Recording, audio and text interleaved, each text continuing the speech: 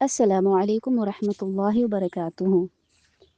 क्या आप जानते हैं कि सूरत अल-फातिहा कुरान करीम की सबसे पहली सूरत क्यों है? नुज़ूल के एतबार से ये 5वीं सूरत है, फिर भी कुरान में सबसे पहली रखी गई। आखिर इन सूरत में ऐसी क्या राज है? इन 7 आयात में ऐसी क्या राज छुपी है कि ये कुरान की सबसे पहली सूरत बनी? जब भी हम कुरान शुरू करते हैं तो सूरत अल-फातिहा से शुरू करते हैं। आखिर इसमें एक ऐसी क्या राज है जो सूरत अल-फातिहा को कुरान करीम की सबसे पहली सूरत चुन ली गई?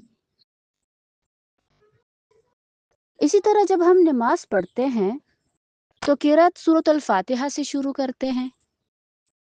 आखिर क्यों सूरत अल-फातिहा ही नमाज में फ़र्ज की गई?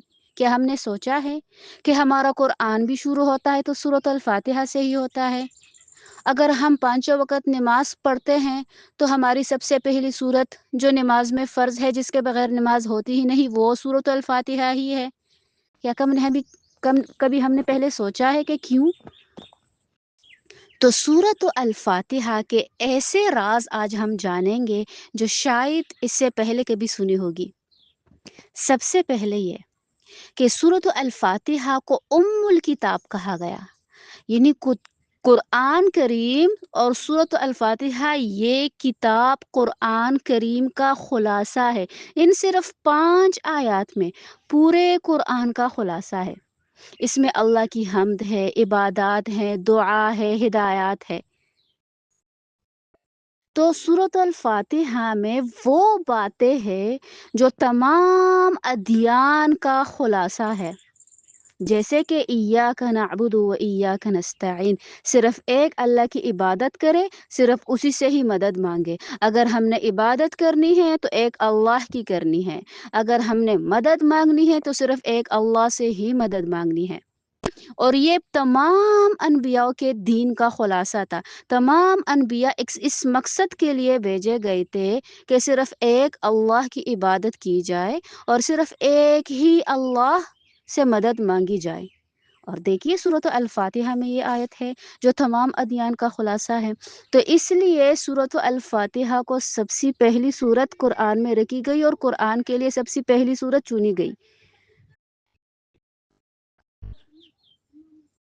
सूरत अल-फातिहा की जो दूसरी खासियत है वो ये है कि ये डायरेक्टली कन्वर्सेशन है अल्लाह सुब्हानहू व तआला के साथ। और ये सबसे शॉकिंग बात है। जब हम नमाज पढ़ते हैं और हम सूरत अल-फातिहा पढ़ते हैं तो अल्लाह सुब्हानहू व तआला हर आयत का जवाब देते हैं। इमेजिन करें हम अल्लाह से बातें करते हैं और अल्लाह हमसे बातें करता है। सुभान अल्लाह। हदीस कुदसी है, जब बंदा कहता है अल्हम्दुलिल्लाहि रब्बिल आलमीन, तमाम तारीफ़ें अल्लाह के लिए है, अल्लाह जवाब देता है हमिदनी अब्दी, मेरे बंदे ने मेरी तारीफ़ बयान की। जब बंदा कहता है अर्रहमानिर रहीम, तो अल्लाह सुब्हानहू व तआला जवाब देता है अस्ना अलैया अब्दी, मेरे बंदे ने मेरी सना बयान की। सुभान अल्लाह। जब बंदा कहता है इय्याका मालिक यौमिद्दीन, क़यामत के दिन का मालिक है, अल्लाह जवाब देता है सुब्हानहू व तआला कि मज्जदनी अब्दी, मेरे बंदे ने मेरी बढ़ाई बयान की। सुभान अल्लाह। और जब बंदा कहता है ना इय्याका नअबुदु व इय्याका नस्तईन, ए अल्लाह सिर्फ तेरी ही इबादत करते हैं और सिर्फ तुझ ही से हम मदद मांगते हैं, तो अल्लाह जवाब देता है हाज़ा बैनी व बैन अब्दी, ये मेरे और मेरे बंदे के दरमियान ताल्लुक है कि वो मेरी ही इबादत करेगा और मुझ ही से मदद मांगेगा। यही वो ताल्लुक है जो बंदा अपने रब के साथ जुड़वाता है। जो बंदा अपने रब के साथ कनेक्शन पाता है वो इसी तरीके से है कि उसी की इबादत की जाए और जब भी कुछ मांगा जाए तो उसी रब से ही मांगा जाए। इहदिनस सिरातल मुस्तकीम। और इस तमाम खूबसूरत आयतों के बाद दुआ है, ए अल्लाह सीधे रास्ते पे चला। اب سیدھے راستے پہ چلنے کے لیے دوستوں کی ضرورت ہے۔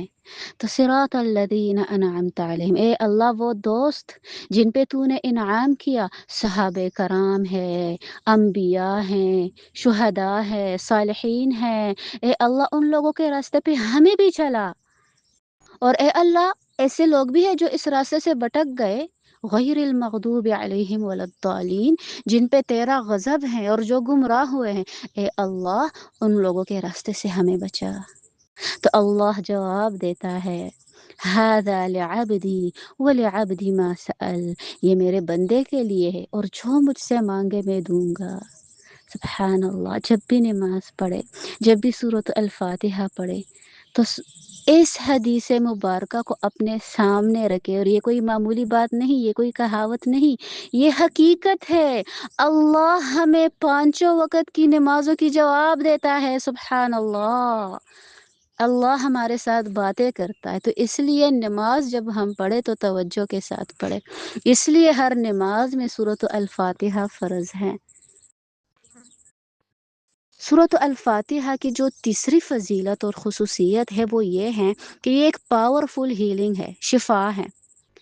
حدیث میں ہے کہ صحابہ کرام نے سورۃ الفاتحہ پڑھ کے ایک زہریلے جانور کے ڈسنے کا علاج کیا اور اللہ نے شفا دی۔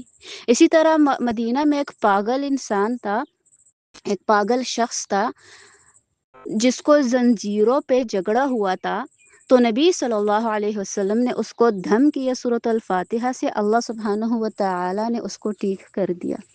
سبحان اللہ۔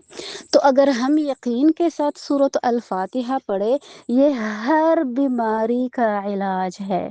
سورۃ الفاتحہ 7 بار پھونکنے سے، 7 بار پڑھنے سے اللہ سبحانہ و تعالی ہر بیماری سے انسان کو شفا دیتا ہے۔ تو یہ رقیہ ہے، مطلب دھم والی صورت ہے، پروٹیکشن ہے، انسان کی حفاظت کرتی ہے، ہیلنگ ہے، شفا ہے اس کے پڑھنے سے۔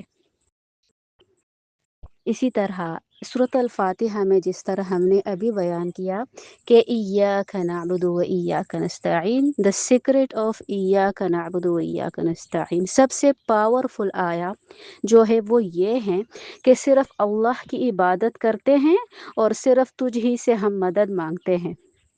اگر انسان اس آیت کو دل سے سمجھ لینا، اس کی زندگی بدل سکتی ہے، کیونکہ جتنے بھی انبیاء ہیں اسی مقصد کے لیے بھیجے گئے۔